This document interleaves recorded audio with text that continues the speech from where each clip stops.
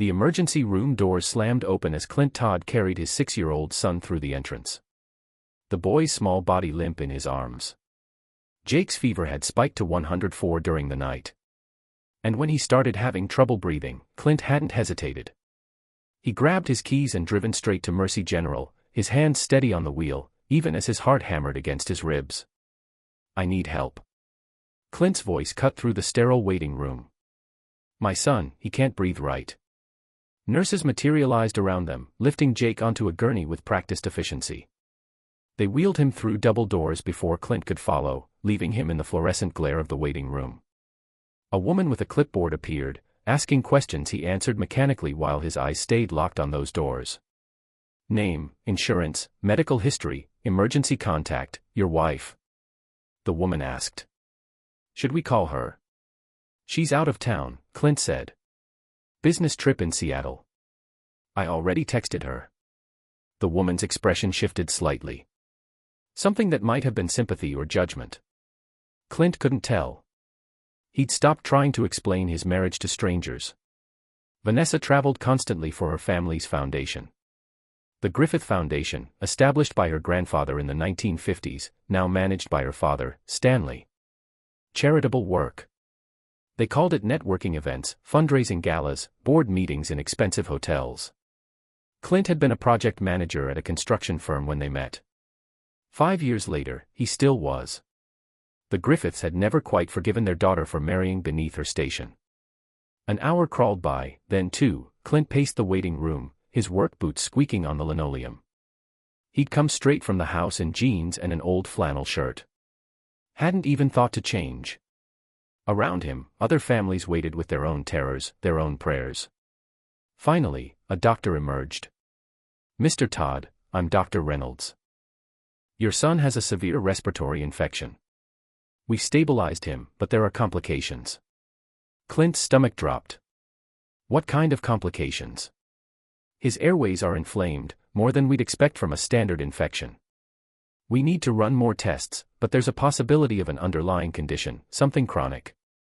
Dr. Reynolds hesitated. "I've consulted with a specialist. Given the severity, surgery may be necessary to place a permanent airway device." Permanent? The word felt heavy in Clint's mouth. "A tracheostomy. It would ensure he can breathe if the inflammation becomes life-threatening." The doctor's tone was carefully neutral. "I understand this is frightening, but we want to be prepared for every scenario." Clint ran a hand through his hair. "Can I see him soon?" "Right now, he's resting. The sedatives are keeping him comfortable." Dr. Reynolds touched his shoulder. "We'll take good care of him." After the doctor left, Clint called Vanessa. The phone rang 4 times before she answered. "Clint, what's wrong?" Background noise filtered through. Voices, laughter. A party or reception of some kind. "Jake's in the hospital. Respiratory infection. They're talking about surgery." Silence then. "Oh my God. Is he?" "He's stable." "But Vanessa, they mention a tracheostomy. Something permanent." More silence. "I need to call my father. He knows the best doctors. Let me just don't do anything until I get there." "Okay.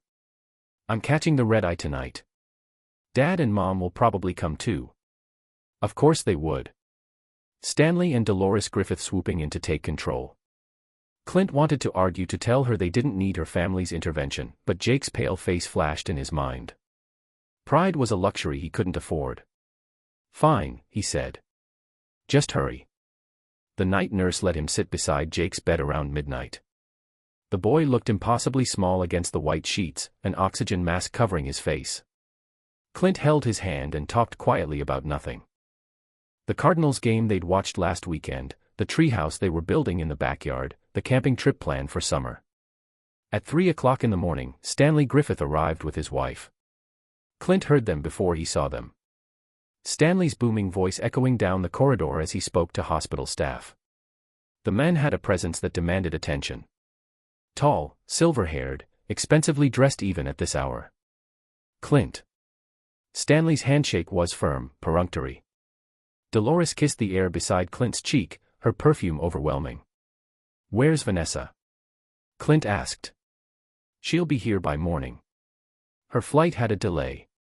Stanley was already looking past him toward Jake's room. We've arranged for Dr. Marcus Chun to consult. He's the chief of pediatric pulmonology at St. Catherine's. If surgery is necessary, he's the one to do it. Dr. Reynolds hasn't said it's definitely necessary. Dr. Reynolds is perfectly competent for routine cases. Dolores interrupted smoothly. But Jake is our grandson. He deserves the absolute best. They swept into Jake's room and Clint followed. Feeling once again like an outsider in his own family. Stanley spoke with the night nurse, asking questions with the confidence of someone accustomed to immediate answers. Dolores stood by Jake's bedside. One manicured hand resting on the rail. Poor baby, she murmured. Don't worry, sweetheart. Grandma's here now. Clint's jaw tightened. Jake was his son. He'd been the one here all night.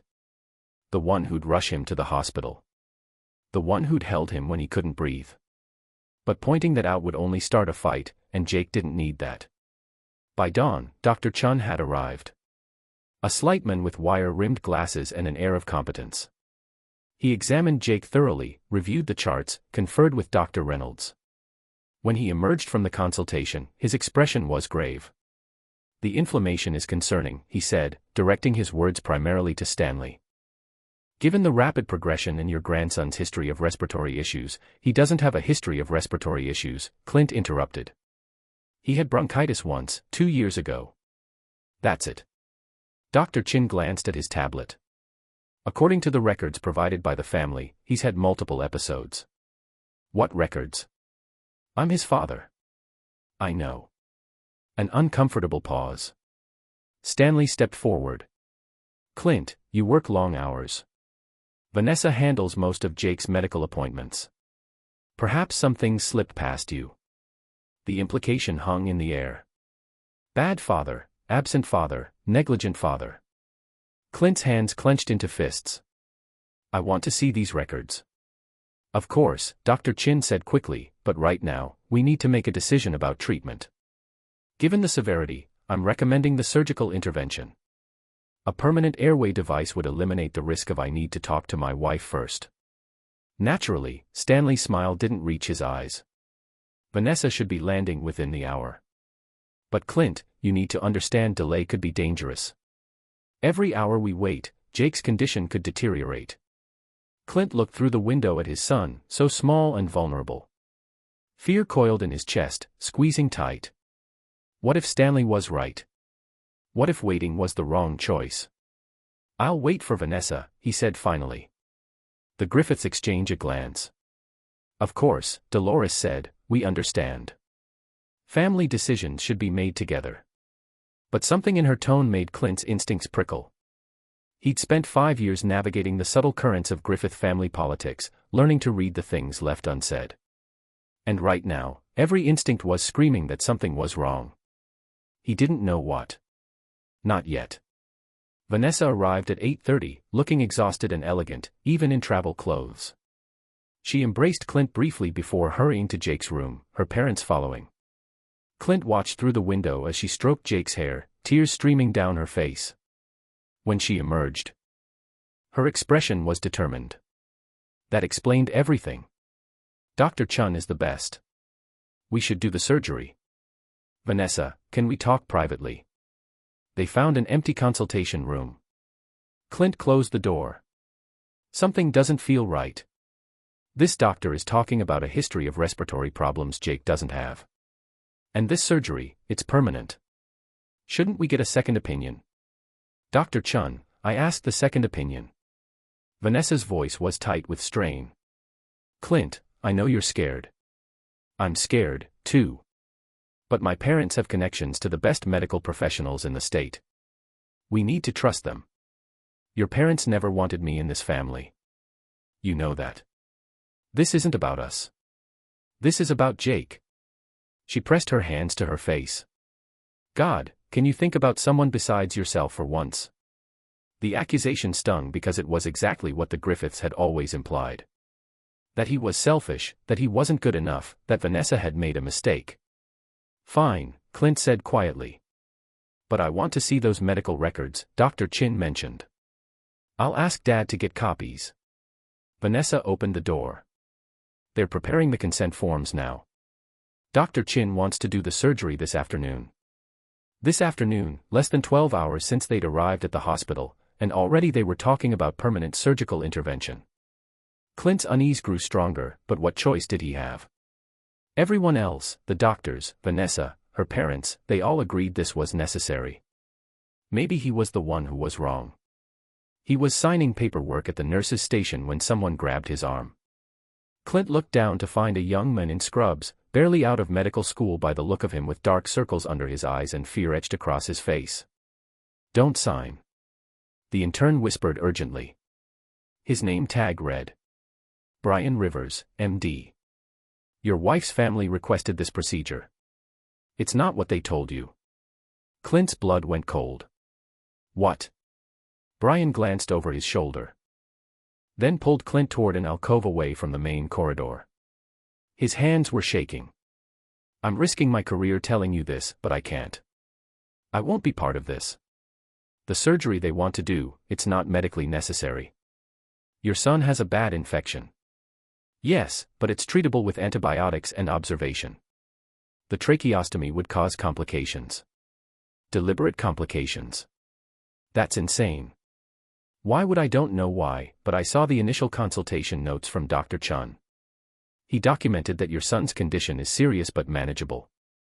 Then 2 hours later after meeting with Mr. and Mrs. Griffith, those notes were revised. Suddenly, the surgery became urgent. Clint's mind raced. That doesn't make sense. There's grandparents. I know how it sounds. Brian's voice was barely audible, but I reviewed the case independently. This surgery shouldn't happen. And there's something else. Security footage from last night. I saw it by accident when I was in the admin office. Your in-laws were in the medication storage area. They shouldn't have been there. Show me. I can't access it now. I'm not supposed to have seen it at all, but you can request it. You're the father. You have rights. Brian pressed a piece of paper into Clint's hand. This is the name of the hospital's patient advocate. Tell them you want to see all documentation related to your son's case, including security footage. And don't sign anything until you do. Before Clint could respond, Brian hurried away, disappearing around a corner. Clint stood frozen, the unsigned consent form in one hand and Brian's note in the other. Everything in him wanted to dismiss this as paranoia. But that voice in his head, the one that had been whispering warnings since Stanley arrived, was now shouting. He pulled out his phone and called the patient advocate's office. The woman who answered was professional but firm. He could file a request, but it would take time to process. Hours, maybe days. Jake didn't have days. Clint made a decision. He walked back to the nurse's station and handed over the consent form. I need 24 hours before we proceed with any surgery. The nurse frowned. Sir, Dr. Chun indicated this was urgent. I'm a father. I'm not refusing treatment. I'm delaying a permanent surgical procedure until I can review all the documentation. He kept his voice calm but firm.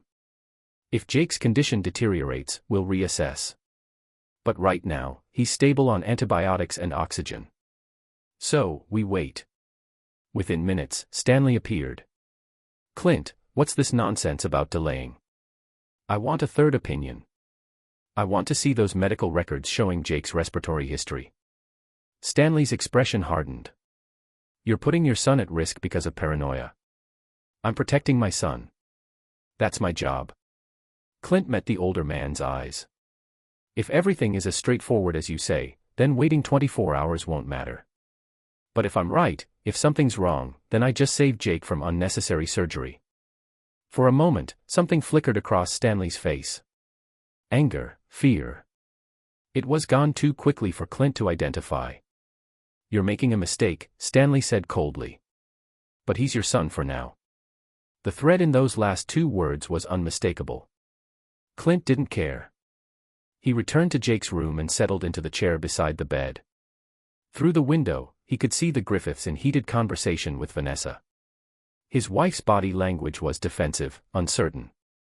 Whatever her parents were saying, she wasn't entirely convinced. Good. Maybe she'd listen to him after all. His phone buzzed. An unknown number. He answered cautiously. Mr. Todd, this is Linda Pack from Patient Advocacy. I expedited your request. We found something unusual in the security logs from last night. Can you come to administration? Clint looked at Jake, still sleeping peacefully under the oxygen mask. He caught the eye of Jake's nurse, a kind woman named Carol, who'd been on duty since midnight. Will you stay with him? Don't anyone take him for any procedures without my authorization. Carol nodded. I'll be right here. The administration office was on the second floor. Linda Pack was a small woman with sharp eyes and a no-nonsense demeanor. She closed the door behind Clint and gestured to a computer screen. This footage is from 2:47 a.m. She said the restricted medication storage on the fourth floor. The video was grainy but clear enough. Stanley and Dolores Griffith stood in a hallway, and with them were a hospital employee in scrubs, not medical staff, but someone from the pharmacy department. Money changed hands, not subtly, not hidden. Stanley handed over a thick envelope, and the pharmacy employee nodded, pocketed it, and disappeared into the medication storage room. What were they buying? Clint asked, his voice tight. That's what concerns me. I checked the access logs. Right after this exchange, several medications were accessed from your son's designated storage. Medications he wasn't prescribed. What kind of medications? Linda hesitated. Immunosuppressants. Drugs that would interfere with his body's ability to fight the infection. Mr. Todd, if those were administered, they'd make his condition appear much worse than it actually is. It would make the surgery seem necessary when it isn't. The room seemed to tilt. Clint gripped the edge of the desk. They were trying to make him sicker. I can't prove that's what happened. But combined with the irregularities Dr. Rivers reported in the changed medical documentation, Linda met his eyes. Mr. Todd, I think someone is trying to harm your son, or at least create a situation where harmful intervention seems justified. Why? The question burst out of him. They're his grandparents. Why would they? I don't know, but I've contacted hospital security and legal counsel. This is now officially under investigation. She pulled out a business card. This is Detective Marcus Wade with the police. He specializes in medical fraud cases. I've already briefed him. Clint took the card with numb fingers. His in-laws, the people who held Jake at his christening, who bought him extravagant birthday presents, who'd smiled in family photos. They tried to hurt him. But why? His phone rang. Vanessa, he answered. Clint, where are you? Dad is furious. He's threatening to petition for emergency custody, saying you're endangering Jake by refusing treatment. Her voice was high-pitched, panicked. Please, just sign the forms. I can't deal with them right now. Vanessa, listen to me carefully. Your parents bribed a hospital employee last night. They had medications tampered with. They've been trying to make Jake sicker to justify a surgery he doesn't need. Silence then. That's insane. I have video evidence. The hospital has launched an investigation and I need to know. Did you know? Were you part of this? Part of what? Clint, you sound paranoid. Answer the question. No. She was crying now. I don't know what you're talking about. My parents wouldn't. They love Jake. They love us. Do they love you or do they love controlling you? Clint's voice was harsh. Think, Vanessa. Why would they want Jake to need permanent medical intervention? What that give them? Another long silence. When Vanessa spoke again, her voice was small. Custody. What? 6 months ago, Dad's lawyer updated his will. I saw it when I was at their house. Jake is the primary beneficiary of the Griffith Foundation Trust, but only if he's under the care of family members deemed fit to manage his interests. She drew a shaky breath. There was a clause about medical necessity. If Jake required specialized long-term care, the trustees could petition for custody to ensure proper management of his medical needs and inheritance. The pieces fell into place with horrible clarity. The Griffiths had never accepted Clint. They tolerated him for Vanessa's sake, but they'd been waiting for an opportunity. Jake was the heir to the Griffith fortune. The grandson who'd carry on the family name and legacy. But not if he was being raised by a working-class construction manager who'd never fit into their world, make the boy sick, make it permanent, prove the father was negligent or incapable, seize custody, control the heir. It was monstrous, and it was perfectly legal if they could pull it off. "Where are you right now?" Clint asked. "With my parents. They wanted to discuss." "Oh, God." Her voice broke. "They wanted to discuss the custody petition. They have papers drawn up. They said it was just a precaution in case you became unstable. But get away from them. Now, meet me in Jake's room." "Clint, they're my parents. They tried to kill our son to make him sick. You said it yourself. They needed him alive but dependent. They wouldn't actually," but she couldn't finish the sentence. The doubt was there now, poisonous and growing. "Vanessa, please. Trust me, I am coming." The line went dead. Clint ran back to Jake's room. Carol was still there, and thank God, Jake was exactly as he'd left him. The boy's breathing was even, his color better than it had been hours ago. The antibiotics were working. "No one's been in?" Clint asked. "Dr. Chan came by to check on him, but I explained you'd authorize no procedures." He wasn't happy, but he left. 5 minutes later, Vanessa arrived. Her face was pale, her perfect makeup smudged. She looked at Jake, then at Clint, and something in her expression crumbled. "I want to see the footage," she whispered. They went to Linda Pack's office together. Vanessa watched the security video in silence. Her hand pressed her mouth. When it finished, she closed her eyes. How could they? The words were barely audible. How could they? Because they never saw Jake as his own person. Clint said quietly. "He's an heir, an asset to be managed, and I'm the obstacle." Vanessa was trembling. "What do we do?" "We protect our son, and we make sure they pay for what they try to do." Detective Wade arrived within the hour. He was a tall black man with a weary expression and careful eyes. He interviewed Clint and Vanessa separately, took copies of the security footage, and reviewed Jake's medical files with the hospital's legal team. "This is preliminary," he warned them. "But there's enough here for an investigation. Medical fraud, attempted child endangerment, possibly more depending on what we find.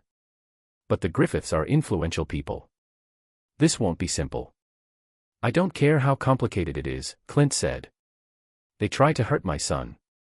Wade nodded. "I believe you. But here's what's going to happen next. They'll lawyer up immediately. They'll claim the footage is being misinterpreted. That any medication irregularities were accidents. That their concern for Jake's health is genuine. They might even turn this around and claim you're the negligent one for refusing medical treatment. So, they get away with it." Vanessa's voice was sharp. "I didn't say that, but you need to be prepared for a fight." Wade looked between them. "In the meantime, the hospital is restricting the Griffiths' access to Jake. They can't make medical decisions without both parents present, and I'd suggest you consider getting your own attorney. This is going to get messy." After Wade left, Clint and Vanessa sat together in Jake's room. The sun was setting, painting the walls golden. Their son slept peacefully, unaware of the war being waged over him. "I should have seen it sooner," Vanessa said. "All those times Dad insisted on being involved in Jake's medical appointments. Mom always wanted to be the one to take him to checkups. I thought they were just being helpful. They're your parents. You trusted them. They tried to hurt my baby." She looked at Clint and her eyes were hard. "I'm done. Whatever they do, whatever threats they make, I'm done with them." It was a start. But Clint knew it wouldn't be enough. The Griffiths wouldn't simply accept defeat. They had money, influence, and decades of experience manipulating systems to their advantage. A police investigation could take months. And in the meantime, they'd be working to undermine Clint and Vanessa at every turn. No. Waiting for justice wasn't good enough. Clint had spent 5 years watching the Griffiths operate, studying their methods, learning their weaknesses. He'd been quiet, letting them believe he was simple, beneath their notice. But he wasn't simple. He was patient. And now he was going to show them exactly what happened when you threatened his family. Jake was discharged 3 days later with a prescription for antibiotics and a clean bill of health. Dr. Reynolds confirmed that the respiratory infection was clearing up nicely and there was no need for any surgical intervention. Dr. Chun had mysteriously become unavailable for follow-up, and hospital administration quietly suggested they might want to find a new pediatrician elsewhere. The Griffiths had been banned from the hospital pending the investigation. Stanley's lawyers had already filed complaints and threatened lawsuits, but Detective Wade was thorough and determined. More evidence had emerged. Text messages between Stanley and a bribed pharmacy employee, falsified medical records, a paper trail of payments designed to look like charitable donations, but that corresponded suspiciously with Jake's hospital visits. But Clint knew the legal system was slow. The Griffiths had already begun their counterattack. A story had appeared in the society pages suggesting family tensions over medical decisions. Whispers circulated through Vanessa's social circles that Clint was unstable, controlling, paranoid. The Griffith Foundation's PR team was working overtime to protect the family's reputation. Clint let them think they were winning. He took a week off work ostensibly to care for Jake. Really, he was making calls, reviewing documents, and reaching out to people who had been hurt by the Griffiths over the years. Because a family that's successful and ruthless didn't get that way without leaving bodies in their wake. He started with Brian Rivers, the young intern who'd risked his career to warn him. They met at a diner far from the hospital. Brian looked exhausted, jumping at shadows. "They tried to have me fired," he said without preamble. "Claimed I was spreading false information about patients. If it wasn't for Dr. Reynolds backing me up, I'd be done." "I'm sorry," Clint said. "You did the right thing." "Did I? I'm probably going to lose my residency. Anyway, the Griffiths donate millions to Mercy General. The hospital administration is trying to distance themselves from the scandal, which means anyone involved becomes expendable. What if I told you there was a way to make sure they couldn't hurt your career? That we could expose them so thoroughly that their donations wouldn't matter?" Brian's eyes narrowed. "I'm listening." Clint pulled out a folder. Inside were printed emails, communications between Stanley Griffith and various hospital board members over the past 5 years. He'd obtained them through a connection at the construction firm, a guy who'd done security system installations at the hospital and still had access to the network. "The Griffiths don't just donate to the hospital," Clint explained. "They use those donations as leverage. Look at this." Stanley threatening to withdraw funding unless a doctor who reported concerns about their behavior was reassigned.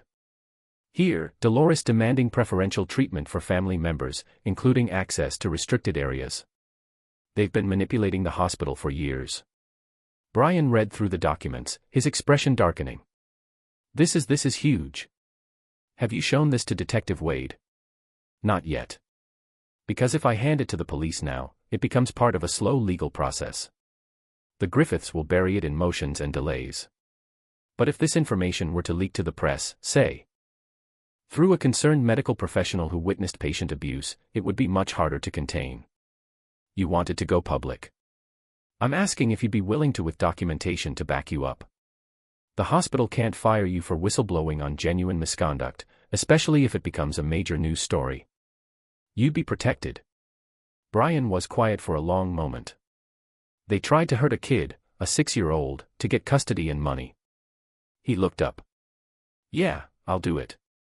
The next person Clint approached was Nina Griffith, Vanessa's younger sister. Na had always been the black sheep of the family, too creative and wild for Stanley's rigid expectations. She'd moved to New York for art school and visited rarely. Clint had always liked her, though they'd never been close. He called her from a burner phone. "Nah, it's Clint. I need to talk to you about your parents and what they did to Jake." It was a long pause. "Vanessa told me, I couldn't believe it. I need your help." Another pause. "Why would I help you?"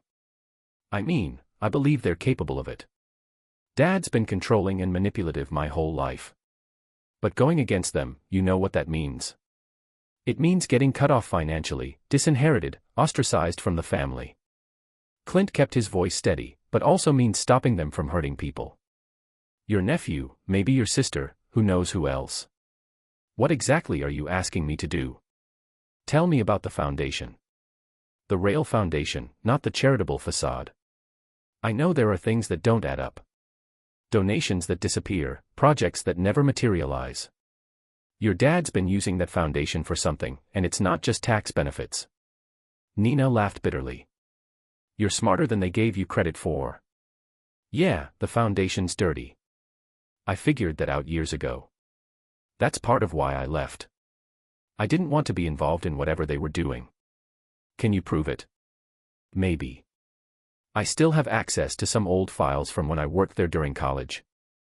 Dad never bothered revoking my credentials.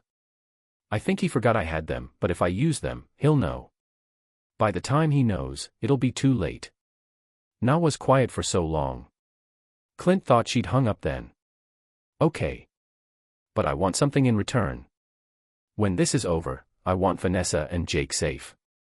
Can you promise that? That's all I've ever wanted. Then you've got yourself a deal.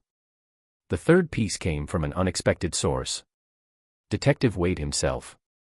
Wade called Clint on a Saturday morning. Mr. Todd, can you come to the station? There's someone here who wants to talk to you. The someone was Edna McCarthy, a woman in her 70s with steel gray hair and a fierce expression. She sat in the interview room with the bearing of someone who'd spent her life fighting. Mrs. McCarthy lost her grandson 7 years ago, Wade explained. Medical malpractice at Mercy General. She's been trying to sue for years, but the case keeps getting tied up in court. The Griffith Foundation donated a new wing to the hospital right after my lawsuit was filed. Edna said, her voice was hard. Suddenly, doctors who'd been willing to testify changed their minds. Records disappeared. My lawyers got pressured to drop the case, and my grandson stayed dead. Clint felt cold. The Griffiths were involved. Stanley Griffith was on the hospital board, is still on the board. He made sure that lawsuit never went anywhere because it would have exposed problems in the pediatric unit, the same unit his family uses for their precious grandchildren. Can't have bad publicity affecting his family's health care. She pushed a folder across the table. I've spent 7 years digging into the Griffiths. Every dirty deal, every bought official, every covered-up scandal. I was never able to do anything with it because I'm just one old woman without resources. But you've got them scared. They're making mistakes and mistakes can be exploited. Clint opened the folder. Inside was a road map of corruption. Names, dates, financial transactions. Testimonies from people the Griffiths had silenced or paid off. It was damning. It was comprehensive. It was perfect. Why are you giving this to me? Clint asked. Because you can finish what I started. Edna's eyes were bright with something that might have been hope or vengeance or both. Make them pay not just for what they did to your boy, for everyone they've hurt. By the end of the week, Clint had assembled his arsenal. Brian Rivers would go public with a hospital corruption story backed by documented evidence. Nino would leak the foundation's financial irregularities to a journalist she knew who specialized in exposing charitable fraud. Edna's compiled evidence would be submitted to federal investigators looking into health care fraud in the region. But Clint wasn't done. These were external pressures, attacks from outside that the Griffiths could potentially weather with enough money and lawyers. He needed something more personal, something that would hurt them the way they tried to hurt Jake. He needed to hit them where they lived. The Griffith estate was in Clayton, an old money suburb west of the city. Clint had been there dozens of times for family gatherings, always feeling like an outsider among the marble statues and manicured gardens. He knew the layout, knew the security systems, or lack thereof. The Griffiths had always relied on their reputation and gates to keep them safe, never imagining someone might want to hurt them. That arrogance would be their downfall. On a Tuesday night, Clint visited the estate, not to break in. He'd never been forbidden from visiting, and the security guard waved him through when he explained he was there to pick up some of Jake's belongings that Vanessa had left behind. The guard didn't question it. Why would he? Clint was family. He walked through the grand foyer with its chandelier and sweeping staircase. Climbed to the second floor where Stanley's study was located. The door was locked.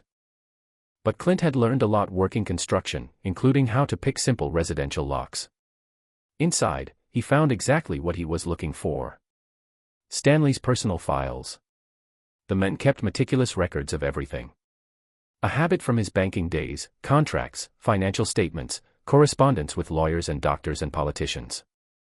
All of it carefully organized and criminally incriminating. Clint photographed everything, every page, every document, every piece of evidence of the Griffiths' corrupt dealings.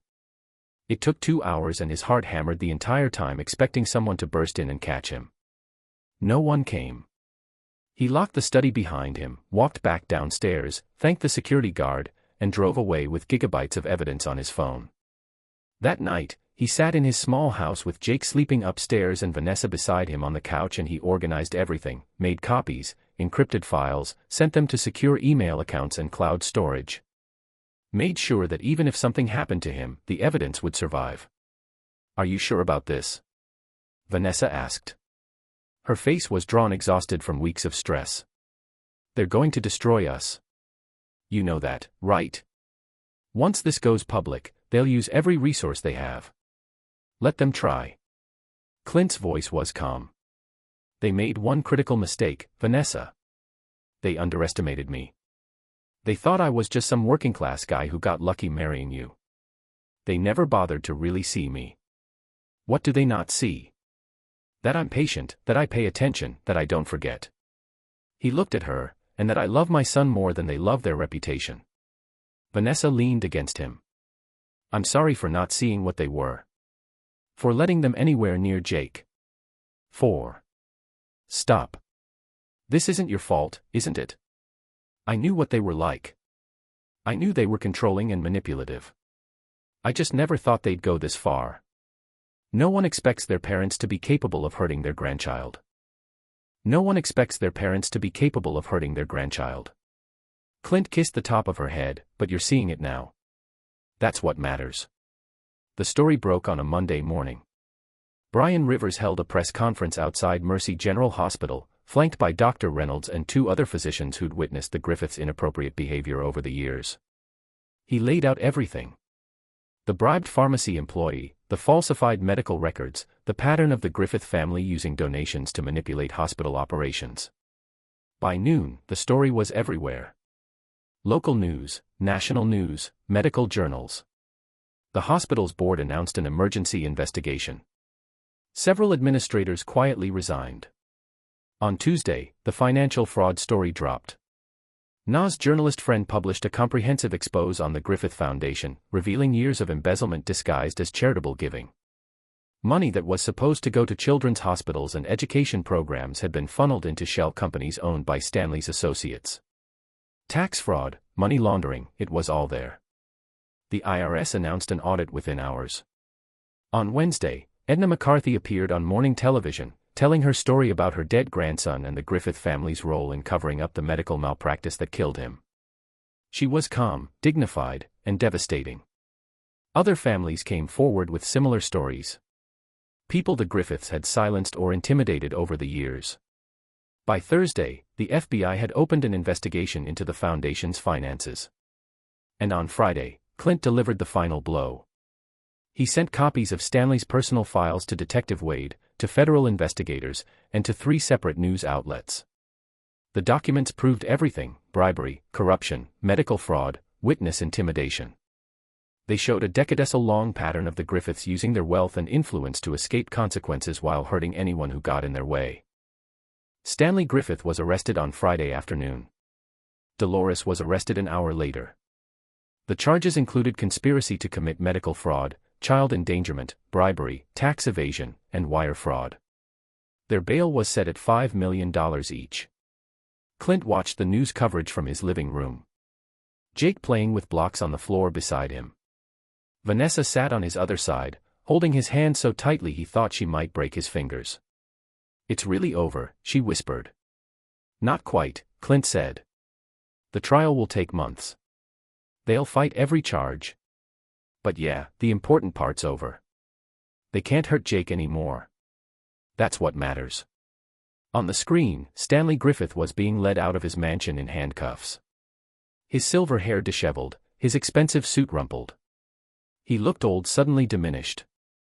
All his power and prestige stripped away in a matter of days.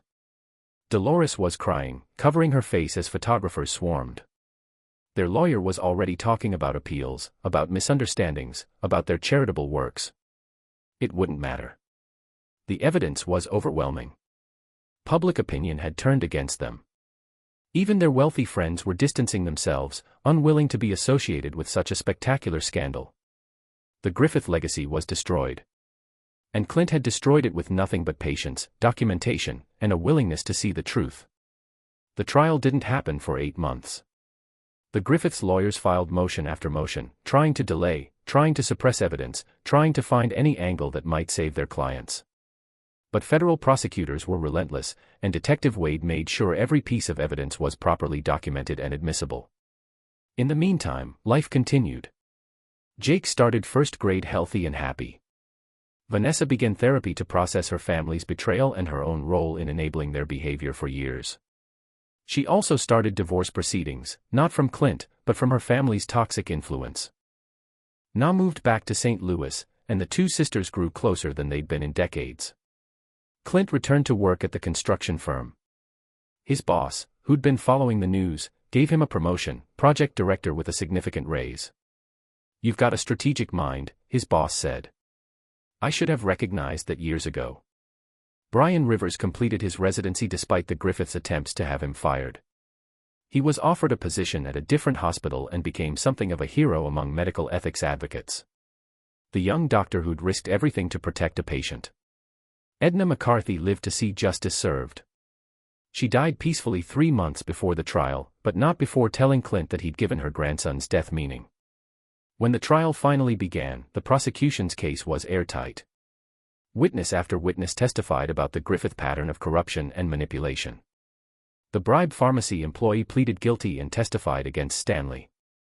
Hospital administrators admitted to looking the other way due to donation pressures. Na testified about the foundation's financial fraud, bringing documents that proved every accusation. And Clint testified about what they tried to do to Jake.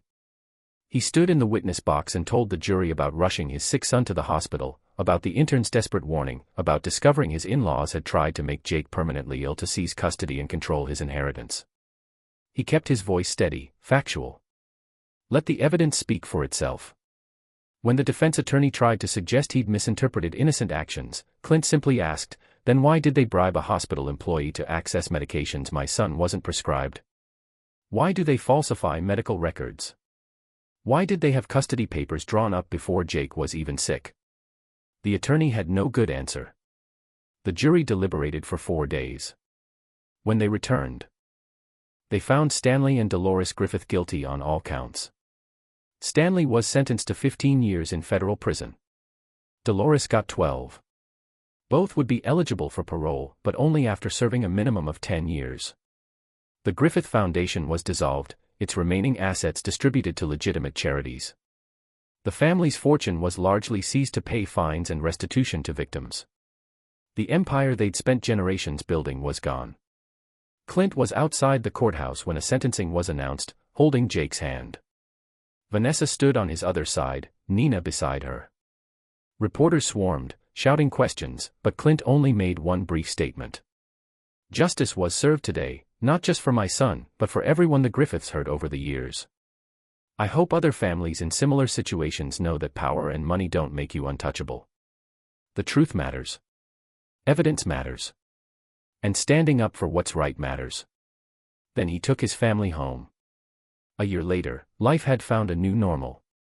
Jake was thriving in 2nd grade, his respiratory issues long resolved. He'd forgotten most of the hospital stay, remembered only vaguely being sick. Clint and Vanessa had decided that was for the best. Someday they'd tell him the full story when he was old enough to understand. For now, he was just a happy kid who loved baseball and building Lego cities with his dad. Vanessa had completely severed ties with what remained of her family's social circle. She'd found work as a consultant for legitimate charitable foundations, helping them avoid the kind of corruption that had destroyed her parents' organization. It was meaningful work and helped her process her guilt over not seeing her family's true nature sooner. Nina opened an art gallery in the city. She displayed her own work and that of other local artists who'd been overlooked by the establishment. It was small, scrappy, and successful. She visited often, and Jake adored his aunt. Clint stayed at the construction firm, but took on consulting work on the side, helping people investigate suspected fraud or manipulation in medical, corporate, or personal situations. He had a reputation now. People called him when they needed someone who understood how to document evidence, build a case, and expose corruption. He never charged much. It wasn't about the money. On a Saturday afternoon in autumn, Clint sat in his backyard watching Jake play in the treehouse they'd finally finished building. Vanessa was beside him reading a book. The air was crisp, leaves turning gold and red. "You ever regret it?" Vanessa asked suddenly, taking him down so completely. Clint considered the question. Did he regret destroying the Griffith family legacy? Sending his wife's parents to prison, making enemies of some of the wealthiest, most powerful people in the city? No, he said simply. They tried to hurt our son. There's no coming back from that. I know. She said down her book. Sometimes I wonder if there was another way, something less devastating. There wasn't. You know that, right? If we'd let the legal system handle it quietly, they'd have found a way to escape real consequences. They always did before. The only way to stop them was to expose them so thoroughly that no amount of money or influence could save them. Vanessa nodded slowly. You're right. I know you're right. It's just hard watching my parents in prison. Even after everything they did, they're your parents. It's okay to mourn what you thought they were. Clint took her hand, but they made their choices. They chose their pride and control over their family's well-being. Those consequences are on them, not you. When did you get so wise? I'm not wise. I'm just a guy who loves his family and won't let anyone hurt them. He smiled slightly. Besides, I had good teachers. Your parents taught me exactly how manipulation and corruption work. I just used those lessons against them. Jake called from the treehouse, wanting them to see the flag he'd hung from the roof. They walked over together, praised his work, helped him secure the rope properly. Normal family stuff. The kind of moment the Griffiths had tried to steal from them. As the sun set, Clint thought about Brian Rivers's desperate warning in the hospital corridor. About Na's courage in turning against her family, about Edna McCarthy's 7-year quest for justice, about all the people who had helped him bring down the Griffiths. None of them have been powerful or wealthy, but they've been honest, determined, and willing to stand up for what was right, even when it cost them something. In the end, that had been enough. The Griffiths were gone. Their reputation ruined, their wealth seized, their freedom taken. And Clint's family was safe, healthy, and together.